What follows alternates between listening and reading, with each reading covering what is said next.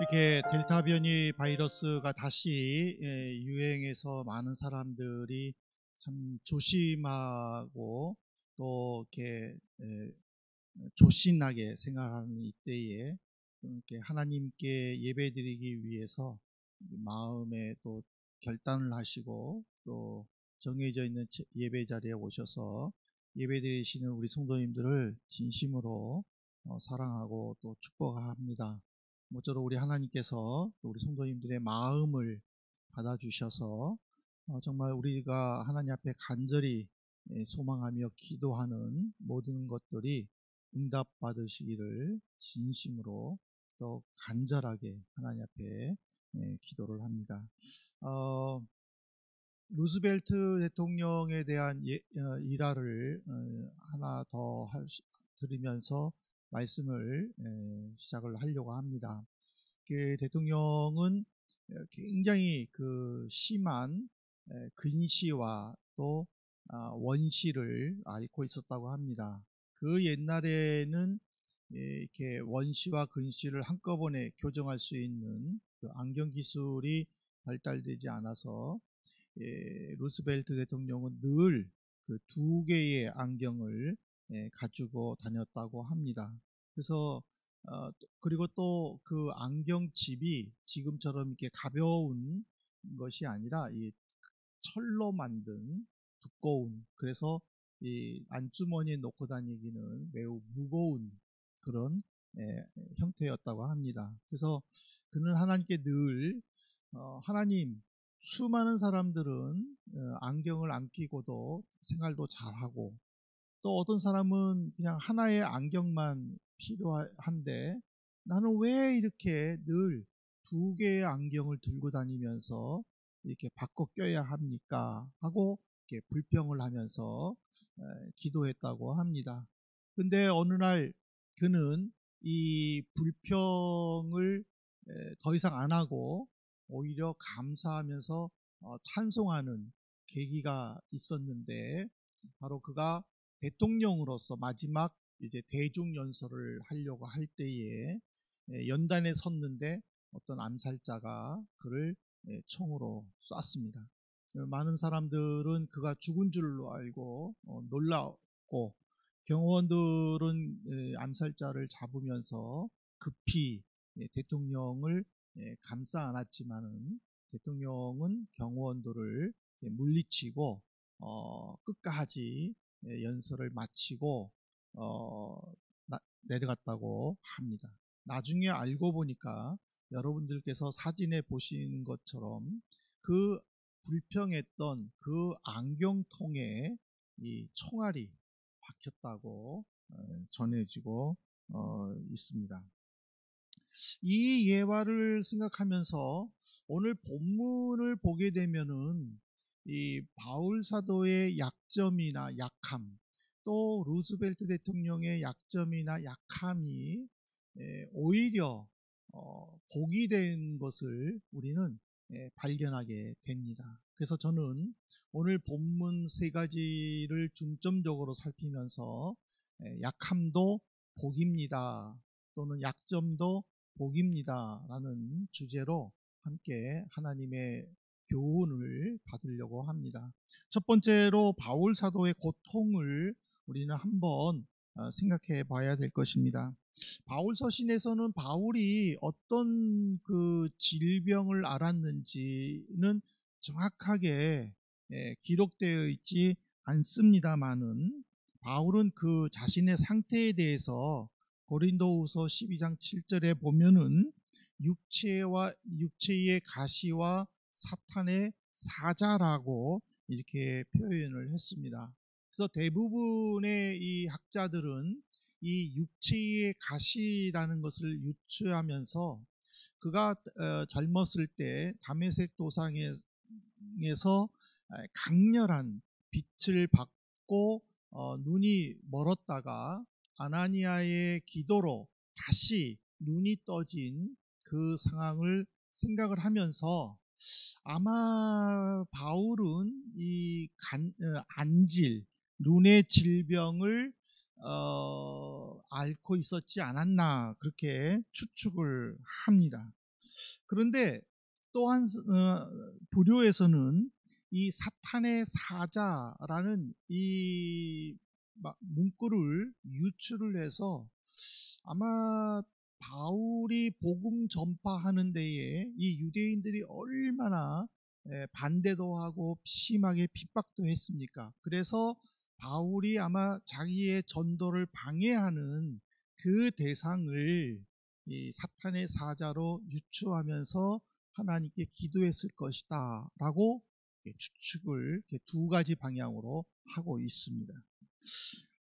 그가 안질로 또는 다른 질병으로 고통 속에서 예수님께 기도를 했든 아니면은 복음 전파하는 것을 방해하는 그 유대인들을 놓고 기도했든 그것이 중요한 게 아니라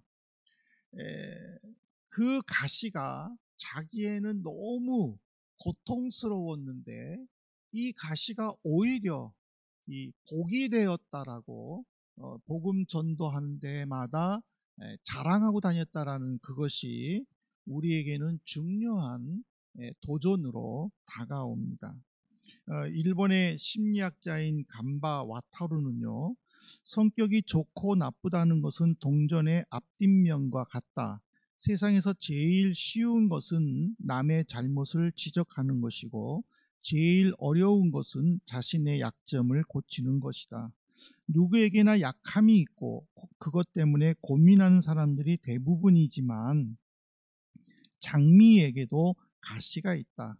장미가 되는 것은 예쁜 꽃송이만 아니라 가시도 포함하는 것이다 라고 말을 했다고 합니다. 이 말은 뭐냐면은 치명적인 약함을 진지하게 고민하면서 그 약함이 나를 좀 더 나은 방향으로 나가게 하는 것, 이것이 진정한 지혜이고 그리고 이것이 성공하는 비법이다라는 그런 의미입니다. 우리는 한 번쯤 내 자신의 어떤 약한 부분들 또 약점들이 있는지 우리는 진지하게 고민해 보아야 합니다.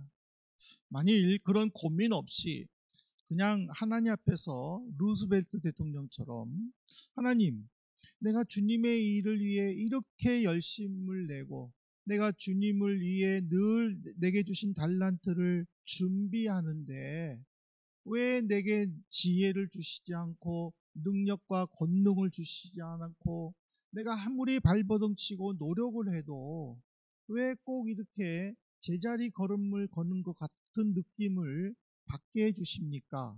라고 기도한다든지 아니면은 내가 이것 가지고 무슨 부귀 영화만을 누리겠다고 내가 언제 하나님께 그렇게 기도했습니까? 라고만 불평한다면 하나님은 그렇게 기뻐하지 않으실 것 같아요. 왜냐하면 바울을 보세요. 바울은요, 안질이든 간질이든 우리가 알 수 없는 어떤 질병 속에서 고생하면서 힘들게 살았지만은요, 그는 4번에 걸쳐서 아시아 지역과 유럽 지역과 그리고 로마까지 다니면서 복음을 전하며 또 교회도 세웠습니다.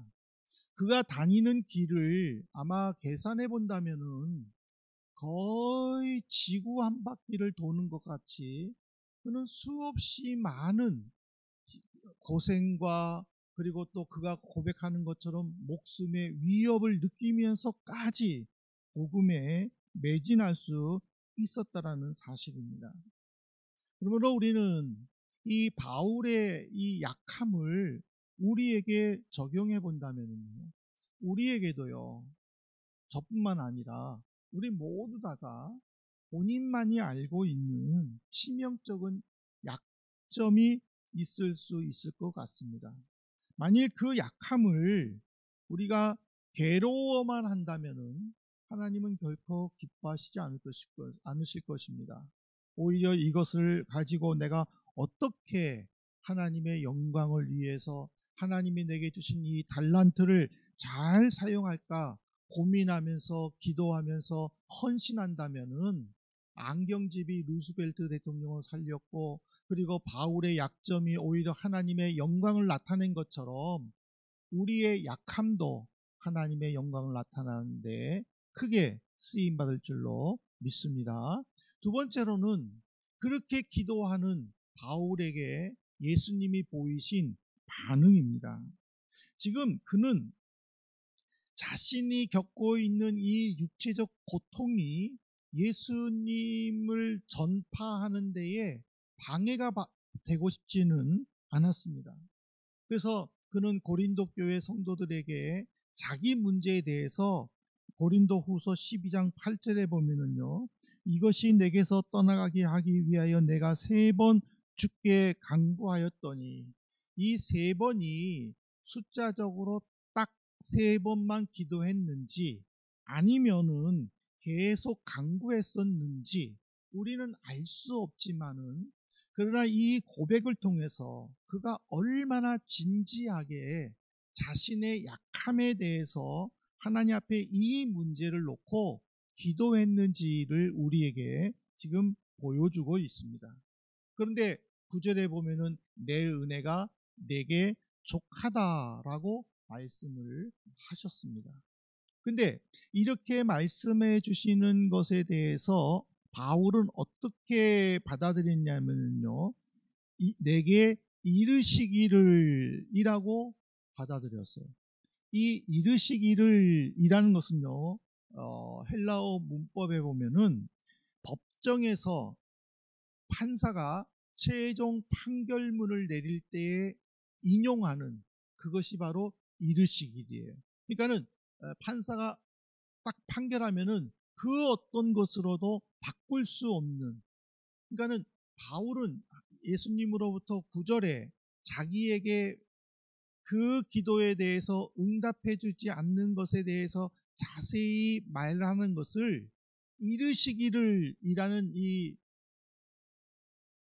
완료형 능동태 직서법을 사용해서 예수님의 최종 선언문으로 받아들였다라는 뜻입니다.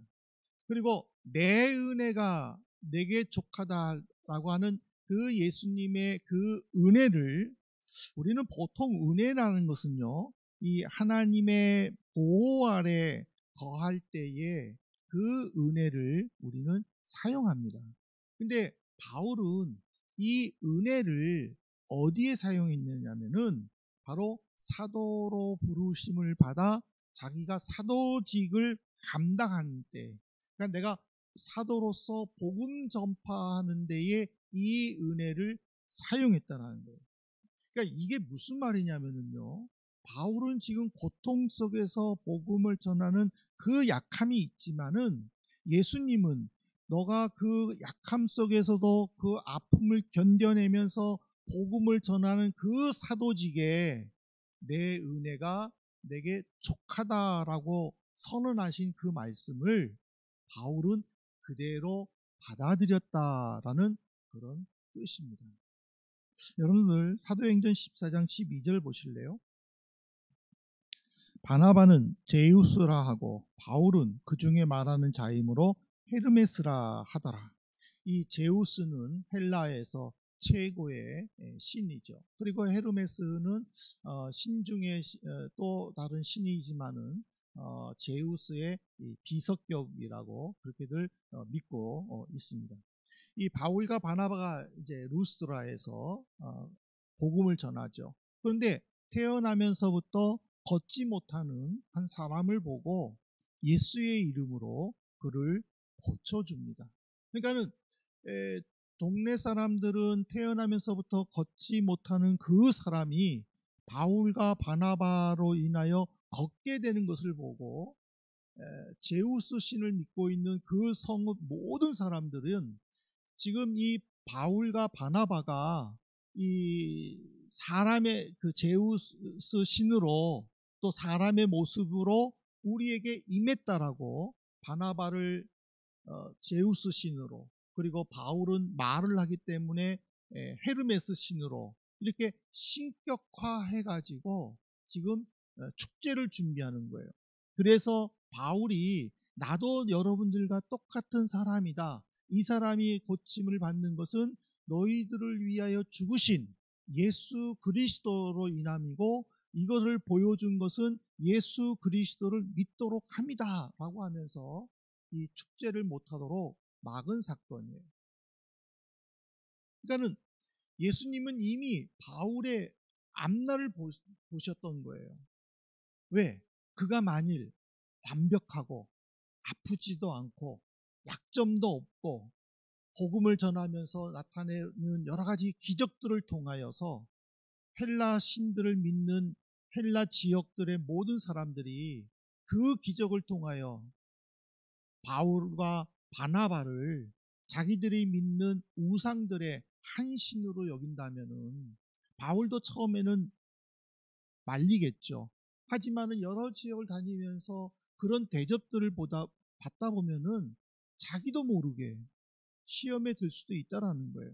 그러니까는 예수님은 이미 바울의 그 모습을 알고 내 은혜가 내게 족하다 선포하셨고 바울은 자기의 성격을 잘 알고 있기 때문에 예수님의 그 지적을 믿음으로 받아들였다라는 그런 의미를 가지고 있습니다. 우리는 모세가 애굽에서 힘겹게 고통스럽게 노예 생활을 하고 있는 이스라엘 백성들을 광야로 데리고 나와서 여러 가지 기적들을 베풀면서 그리고 또 백성들을 위해 하나님과 대화하고 있는 그런 모습들을 우리는 이 모세 오경을 통해서 잘 알고 있습니다.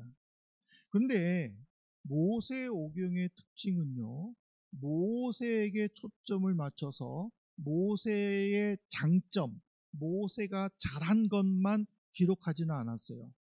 모세가 홍해강을 갈라지게 하고 그리고 애굽에서 10가지 재앙을 내리고 광야에서 만나와 메추라기를 내리고 그리고 또 물이 없는 곳에서 물을 내게 하는 그런 기적들도 많이 기록했지만은요, 모세가 하나님 앞에 나는 이 백성들을 도저히 나는 데리고 갈 수 없습니다 하고 항의하는 모습도 있고요. 하나님 내게 하나님 한 번만 보여주시면은요 내가 더 잘 믿겠습니다 라고 기도하는 내용도 있고요. 백성들에게 신경질을 내고 화를 내면서 그들을 징계하는 내용들도 기록되어 있어요. 왜 그랬을까요? 그렇게 위대한 일을 하는 모세를 왜 모세오경에서는 또 모세의 또 다른 잘못들 또 다른 약점들을 기록했을까요? 그가 그렇게 기적을 베풀지만 그도 하나님의 은혜를 간구해야만 살아갈 수밖에 없는 연약한 인간이다 라는 것을 우리에게 가르쳐 주고 있어요. 우리가 이 말씀을 적용해 본다면 우리도 모세처럼 또는 바울처럼 여러 가지 많은 약함들이 있을 거고 또 숨기고 싶은 약점들 아니면은 하나님의 은혜로 이거를 고치고 싶은 그런 약점들도 있을 줄로 압니다. 하지만은 그 약함을 불평하기보다는 어떻게 하면 하나님의 영광을 나타내는 데에 사용할까라고 고민을 한다면은 하나님이 그것을 이용하여 당신의 뜻을 이루어 주실 줄로 믿습니다. 바로 이거를 가르쳐 주는 거예요. 세 번째로는 이제 바울의 변화입니다. 바울은 기도하다가 자신의 약함에 대한 예수님의 선언 이후에는요, 더 이상 미련을 갖지를 않았어요. 오히려 이것을 자랑하고 다녔다라고 기록했어요. 그러면서 그가 보이는 행동은요, 에베소서에 잘 나와요. 에베소서 3장 16절에 보십시오. 그의 영광의 풍성함을 따라 그의 성령으로 말미암아 너희 속사람을 능력으로 강건하게 하시오며. 에베소 교회 성도들을 향한 바울의 기도 내용이에요. 바울은 그리스도의 영광으로 말미암아 성도들이 내적 성장이 풍성하여 하나님의 영광을 나타내도록 간절하게 기도했다라는 그런 내용이에요. 우리가 한번 역으로 생각해 보세요. 만일 바울이 자신의 약함에 빠져서 주변을 제대로 돌보지도 못하고 어디를 가든지 자신의 약함으로 인하여 적극적으로 행동하지 못했다면은 그는 에베소 교회라든지 빌립보 교회라든지 데살로니가 고린도 교회를 세우지 못했을 것입니다. 그가 만일 자신의 약함을 원망하고 불평하면서 사람들과 좋은 관계를 나누지 못하고 늘 소극적으로 사람들 사이 속에서 그냥 숨어만 지냈다면은 그는 디모데라든지 브리스길라와 아굴라와 같은 부부라든지 또는 오네시모나 빌레몬 같은 사람들을 만나지도 못했을 것입니다. 그리고 복음 전파하는데 방해하는 그 유대인들을 향하여서 담대하게 너희가 죽인 예수 그리스도가 살아나신 우리의 진정한 메시아라고 외치지도 못했을 것입니다. 사랑하는 성도 여러분, 우리는 바울 사도와 한번 비교해 보면서 내가 어떤 약함을 가지고 있고 또 그 약함이나 약점을 내가 지금 어떻게 대하고 있는가를 우리는 한번 진지하게 고민해 보아야 할 것입니다. 약할 때 강함 대신에라고 시작되는 이 복음송 가사를 보면은요, 약할 때 강함 대신에 나의 보배가 되신 주 나의 모든 것, 쓰러진 나를 세우고 나의 빈잔을 채우네, 예수 어린 양 존귀한 이름이라는 가사가 있습니다. 이 가사를 보면은요, 내가 약하다는 것을 인정하고 하나님께 기도할 때 그때가 가장 강하다라는 의미입니다. 내가 내 약함을 인정하고 겸손하게 무릎 꿇으면서 하나님의 능력과 도우심을 간구할 때 그때가 가장 아름다운 때이다라고 지금 말해주고 있습니다. 여러분들은 어떤 사람이 부러우세요? 아무런 약함도 없어요. 약점도 없어요. 그리고 노력도 잘 하지 않는데 승승장구예요. 그런 사람이 부럽습니까? 만일 그런 사람이 부럽다고 한다면은 우리는 더 이상 부러워하지는 말아야 됩니다. 왜냐하면은요, 그거는 성공이 아니라 멸망의 징조로 하기 때문에 그래요. 세상의 이치는요, 아무 노력도 하지 않는데 잘 될 수가 없는 거예요. 거기에는 반드시 문제가 있는 거예요. 지금 당장이 아니지만 언젠가는 그 문제가 크게 터진다라는 거예요. 때문에 우리는 그것을 부러워할 필요는 없다라는 거예요. 오히려 내 약함을 더 나은 방향으로 나가기 위해 힘쓰고 애쓰고 기도하고 하나님의 지혜와 권능을 구할 때에 그것이 바로 성공의 길이요, 그것이 바로 하나님의 영광을 나타낸다는 거예요. 여러분들 그 20세기의 거장이라고 불리는 토스카니니 지휘자를 여러분들 잘 아실 것입니다. 그분은 원래 그 첼로 연주자였다고 합니다. 근데 그분은 굉장히 근시여서 이 악보를 잘 볼 수가 없었다고 합니다. 그래서 그는 연주곡을 받으면은 그 책 전체를 다 외워야 된다고 합니다. 왜냐하면은 자기 파트만 보이면 자기 파트만 보고 연주하면 되는데 이분은 아주 극심한 근시여서 교정 안경이 없기 때문에 전체 악보를 다 외우지 않으면은 안 된다고 했었답니다. 근데 그가 19살 때에 이제 그 오케스트라에서 이제 연주가 있는데 연주 며칠을 앞두고 갑자기 지휘자가 병원에 입원하는 일이 생겼습니다. 그래서 급하게 알아봤는데 어느 단원들도 악보를 전부 외운 사람이 한 사람도 없었는데 딱 19살 된 토스카니 한 사람만 그 전곡을 다 외웠다고 합니다.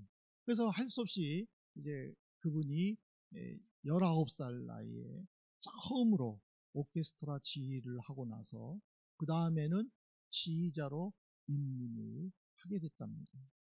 그가 만일 극심한 근시로 인하여 악보 전체를 외우는 노력을 하지 않았다면은 그는 평생 첼로 연주가로서만 살았을 것입니다. 무엇을 의미합니까? 약함은 절대로 우리에게 약점이 될 수 없다라는 겁니다. 그 약함을 안고 헤쳐나갈 방법을 연구하고 시도하는 사람에게 복으로 다가온다는 사실입니다. 사랑하는 성도 여러분, 이 말씀을 꼭 명심하십시오. 여러분들에게 약함이 무엇입니까? 그 약함을 괴로워하거나 다른 사람들에게 숨기지 마시기를 바랍니다. 하나님께 맡기시기를 바랍니다. 하나님으로부터 이 약함까지도 쓰임받도록 간절히 기도하시기를 바랍니다. 바울사도는 복음 전파할 때마다 자신의 약함을 나타내면서 예수 그리스도를 전파했습니다. 우리들도 여러분들이 가지고 있는 그 약함을 통해서 여러분들이 하는 일을 통해 우리 하나님의 크신 영광이 나타나시기를 진심으로 소망합니다.